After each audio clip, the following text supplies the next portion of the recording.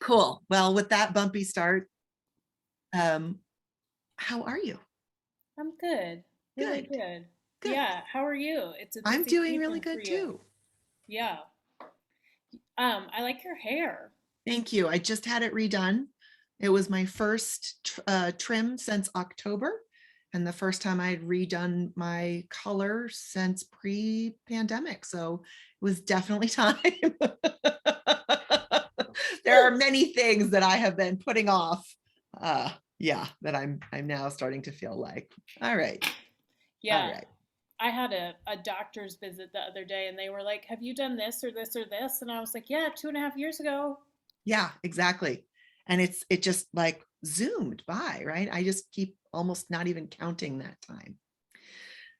So I am going to have you sort of introduce yourself, give the general rundown, and then we'll get into some conversation. Okay, sounds good. So, hello, I am Lisa Zahiya. I'm a small business coach and, unlike a lot of other business coaches, a retired belly dancer. And Awesome. yeah, so owned businesses for about 15 years, including a dance studio, including a performance and entertainment business. And that combined with I have an MBA and my background in digital sales and marketing, I've sort of married the two and really help creatives build businesses on their own terms. And what I'm passionate about is getting women um, into a position of confidence, wealth creation, and owning a business on their terms and sort of stepping out of anything in their life that makes them feel uncomfortable, unsafe, or unhappy. Awesome. And you do both life coaching and business coaching. Yeah, Yes, that's so important, right? Because they're completely tied together when you run your own business. And if you're not taking care of yourself, you're not taking care of business. absolutely. And like it's been said that the owner is often the thing that's getting in the way of the business or the bottleneck. And I think, like you and I are both small business owners. That is true. It can Like be. it's true of me and I do Yeah. this for a living. Like so partially what I do aside from just having life coaching clients is like with business owners, what's the strategy, but then also who do you have to be to make that happen? Yeah. Awesome. Cool. So tell me a little bit about what brought you to this work. Sounds like you were a creative yourself, but how did that inspire you to get an MBA? And do you feel like that MBA actually helped you understand small business? Hard no on that question. I actually got an MBA right after college because I honestly like I don't really believe in like, oh, she's a smart kid, but I was good at standardized tests. So I was given a very straight line to follow. And I followed it. I was trying to like please people, do what was right. And at the same time, all I wanted to do was dance. So went to college, got the MBA, started working, and then realized that I was really unhappy and was on a path that I didn't want, and chose to go open my own dance business. And from there, grew that pretty quickly because I did have this background in marketing and Yeah. had people start asking me, like, will you help me with my business? That at some point I wanted to put some legs under that. So went to coaching school and that's sort of how I arrived here. Now for the MBA, yeah, like I did a lot of accounting.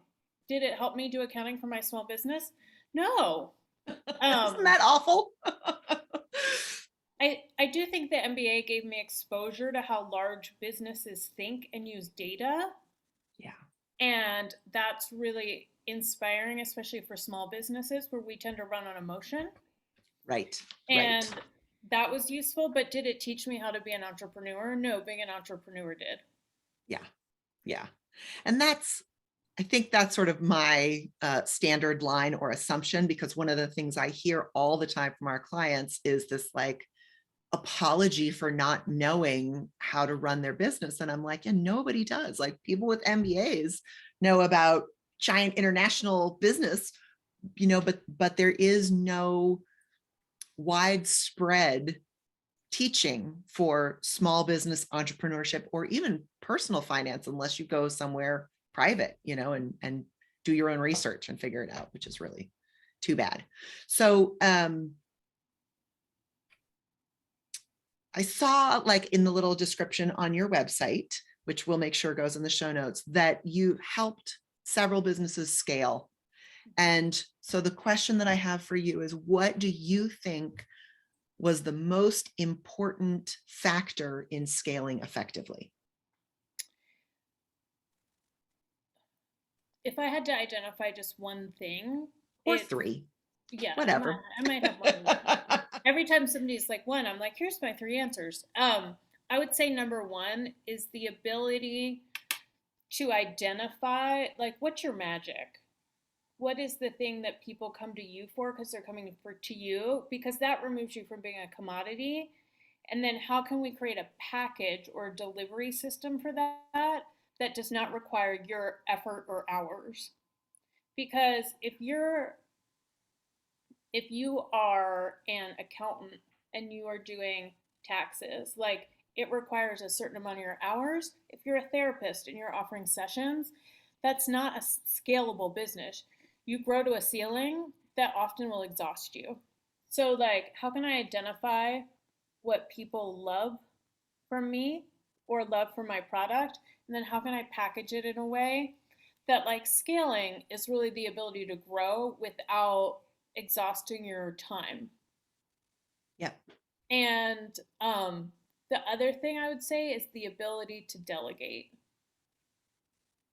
Yeah. One Yeah. person can't scale. Right. Right. I mean, there is, right.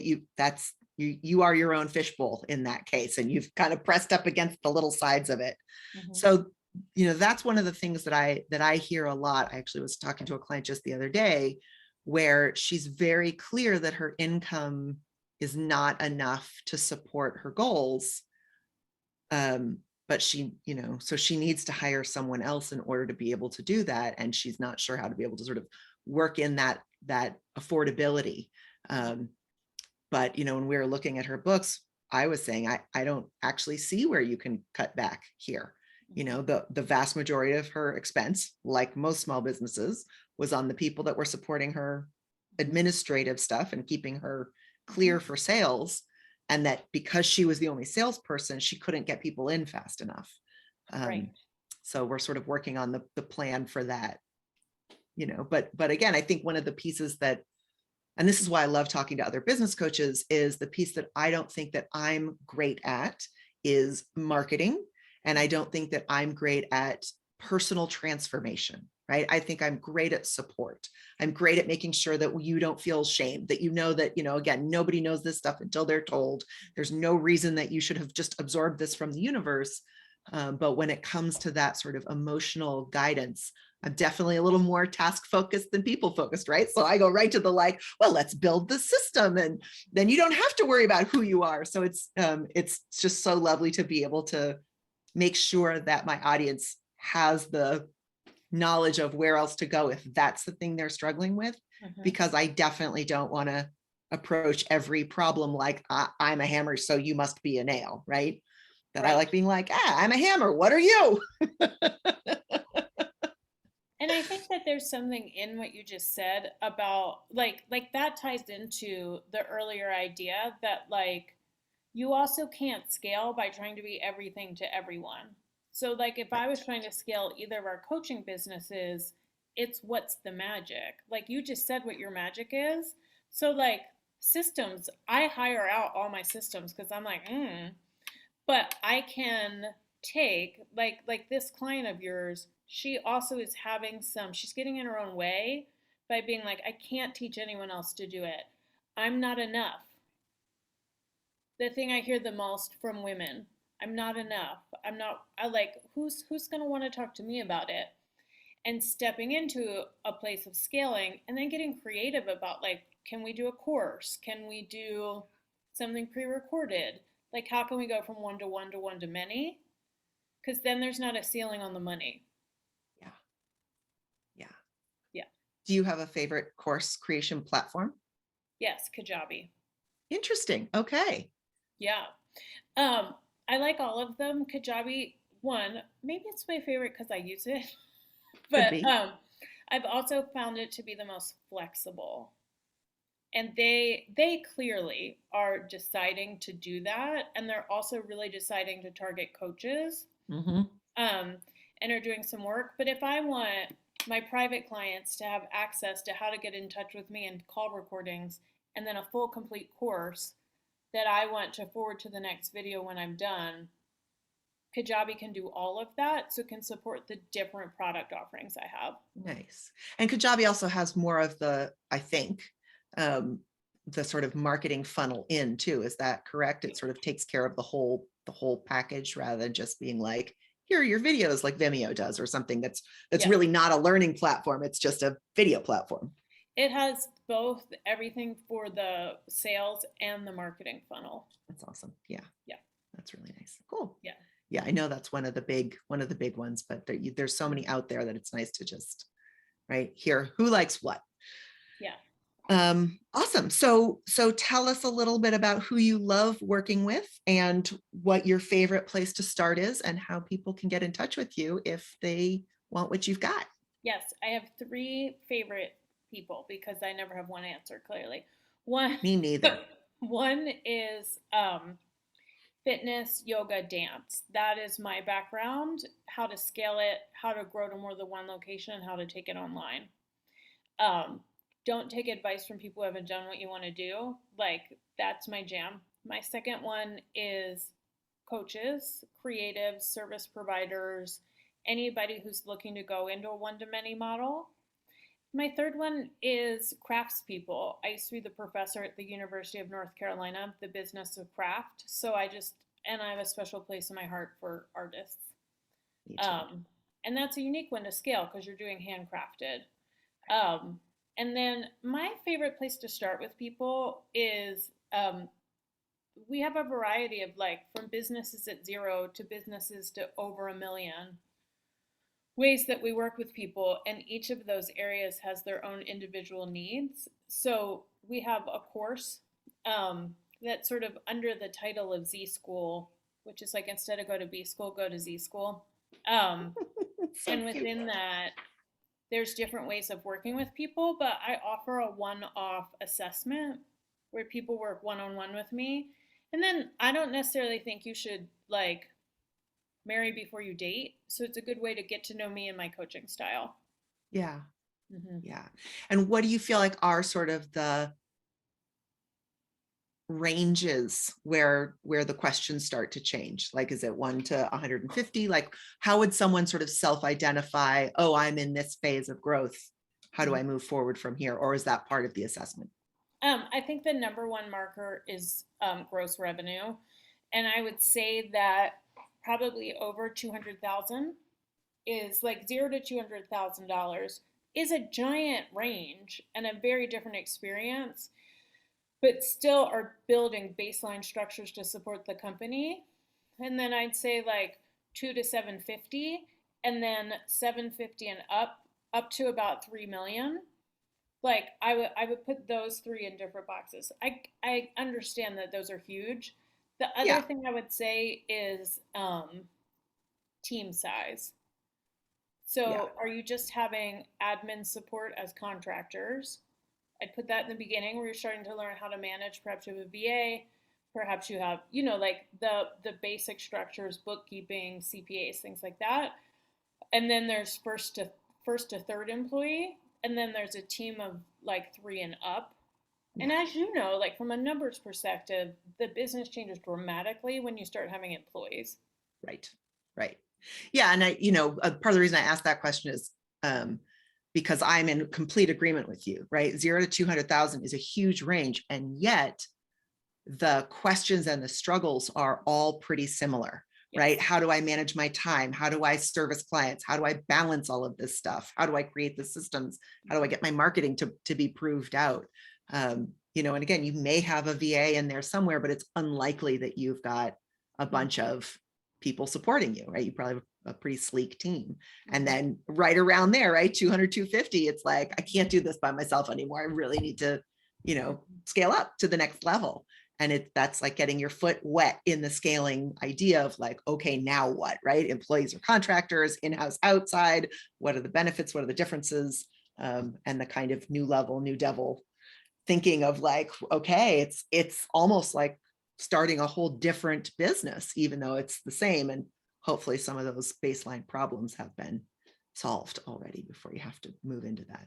But they all aren't always, right? Absolutely. And what you want to do, like in the same way, and this is my like thing, is that you don't want to be $100,000 business owner with that. That's essentially an archetype running a $500,000 business. And that's where I see people really like, you have to be able to manage, shoulder, be responsible for. And like one of the things I love to teach is leadership. Like, do you know how to be a manager? Right. Right. That's Because that's a whole different, I mean, I've been in business 20 years. I'm still learning how to manage effectively. it's so hard. Yeah. Yeah. Yeah. And it's so unique, right? I mean, again, especially for myself, who's more systems and task oriented, dealing with different humans and different personalities, I'm like, oh, like, oh, what flavor is this today? And of course, we use a lot of systems, my favorite being Colby, to kind of, again, give me the information that I need to feel comfortable to process. But I know that, again, that's my particular way of doing it. And some people really just preferred to develop their instincts and learn how to trust those and learn how to evaluate those. Um, it's one of the questions that I come up with a lot, because in my previous, I don't know if it was a previous life or not, but I used to volunteer as a self-defense instructor. And one of the questions, yeah, right, not belly dancing, but still kind of fun. One of the questions that would come up with students a lot there was, you're telling me to trust my instincts, but my instincts have been so derailed for so long. Like, how do I get back to that? And because when your instincts are traumatized, they're not always the best thing to follow until you can kind of do some of that personal work and begin to say, where am I reacting, and what's really truly the sort of highest part of me directing me towards what I want. And some people have real trouble with that. So I'm really Yeah, glad there's people like you around. thanks. I think the thing I always say is like, if I'm standing here and across the street is the version of me, because everything's a skill, everything is learnable, that can run $1 million business, what do I need to do to effectively step into that person so that like running $1 million business is a positive experience?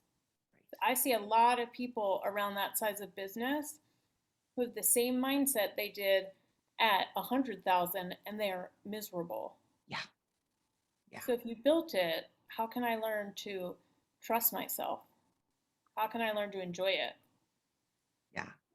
Yeah. Yeah. And it's so lovely to finally see the business world making room for that.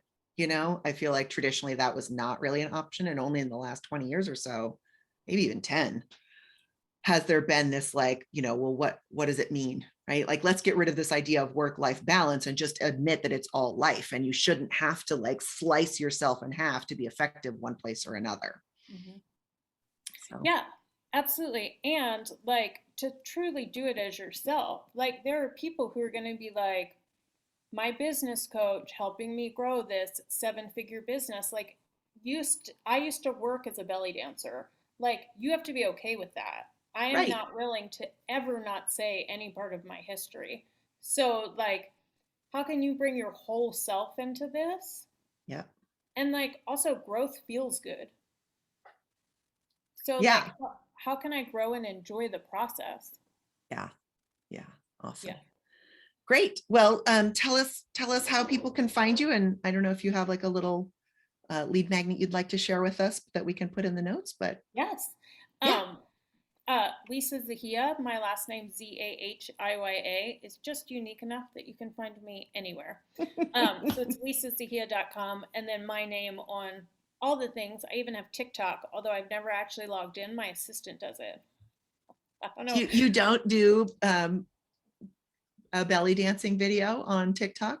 Well, I do the reels for Instagram, and then I think they just become TikToks. But I've just decided that I don't want to enter that black hole. I totally understand. I'm right there with you. I was like, oh no, we can't add another one. So, but I'm on there, and there's always ways that you can contact us, and somebody will see your message and always get it to me.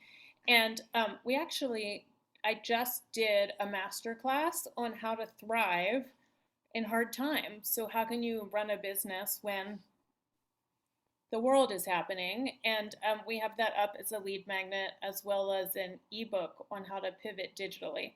So, Awesome. I will send both of those to you. Very cool. Thank you so much for Yeah. coming and joining and sharing with us today. Just a pleasure. I'm so excited about the work you're doing in the world, and Profit First is my jam. Me So, too. I know. Cool. All right. Well, hopefully we'll have you back on so you can promote the next masterclass that you're doing and people can jump on into that. thanks, Ian. All right. Talk to you later. Bye. Bye.